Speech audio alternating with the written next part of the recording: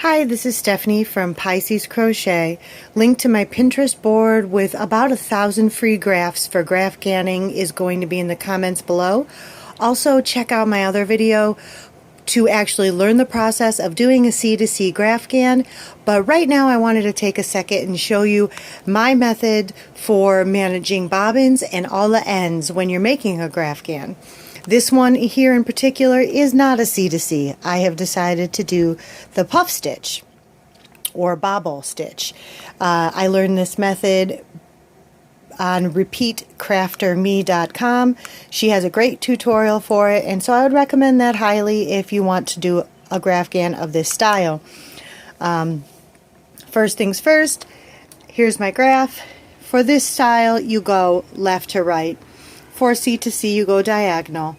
But either way, this method of bobbins and changing colors will work.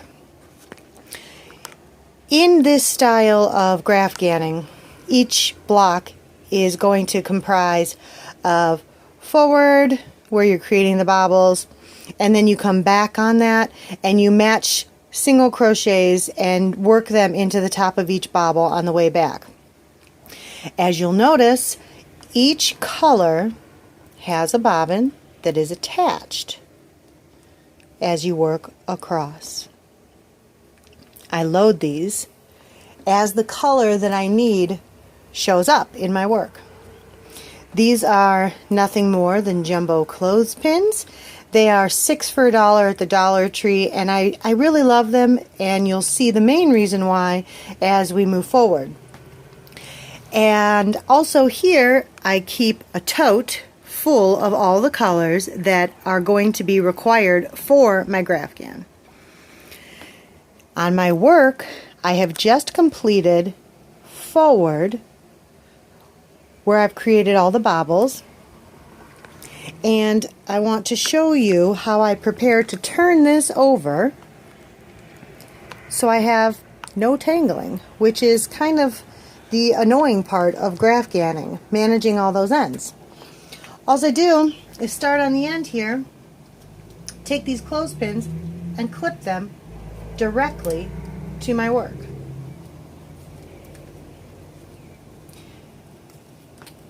I have seen a lot of methods where people put their bobbins in baggies. They clip these onto things such as shower curtains or build little contraptions. When I first started doing this, I was clipping these to the side of that tote I showed you, and then I was actually turning my work over and walking to the other side of the tote. But I found this to actually be the best. And this also helps your project be the most portable, because I'm not sure about you, but my house is not big enough to leave my crochet out all the time. And in addition, I have 4 children, which makes that also impossible unless I want them to destroy it. So I'm at the point here where all my bobbins are attached perfectly, and all I need to do is pick it up, flip it over. Now I have no tangled ends, and everything is in the proper place for when I need to access that color as I come back. You'll see there's a decent amount of ends here still, but truthfully, if I was to cut and reattach at every color change, it would be probably quadruple the amount that you see. So now what I'm going to do is just go ahead and unclip those all the way across my work. As I run out of a bobbin, all I do, you can do a Russian join. I don't mind tying a little knot. I just make sure that I leave a large enough tail because I don't trust knots on their own. And then you want to take your tails and weave them in to a block of the same color as the tail in multiple directions, up, down, left, right. That way, no matter how that Afghan gets pulled when someone is using it, you have a direction of tail sewn in so it doesn't work itself out, or, you know, to the best of its ability. All right. So now I'm ready to come back on my forward pass, and or my backwards pass, excuse me.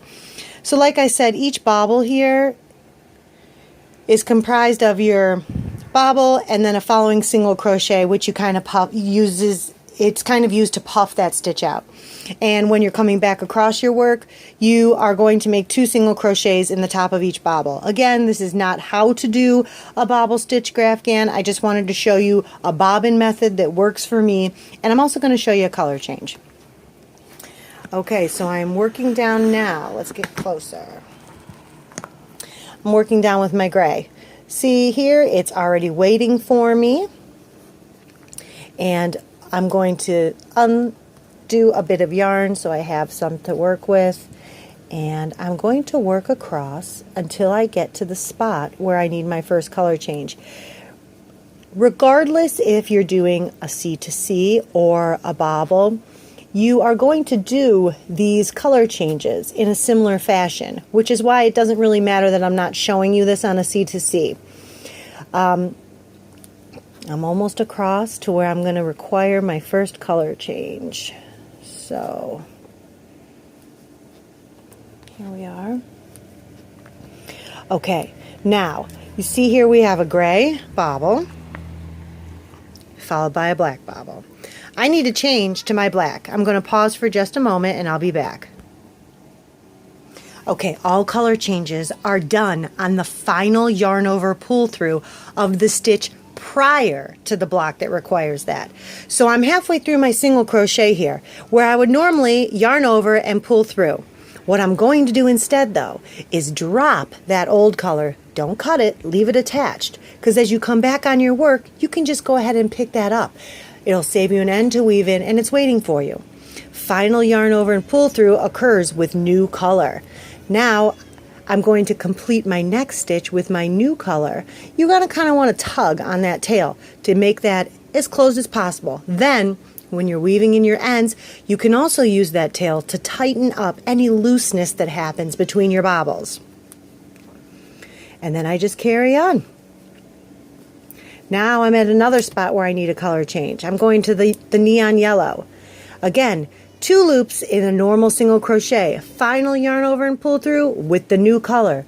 Drop the old color, do not cut it, and carry on with your new color. With a C2C, you know when you slip into that next box and then you chain your 2,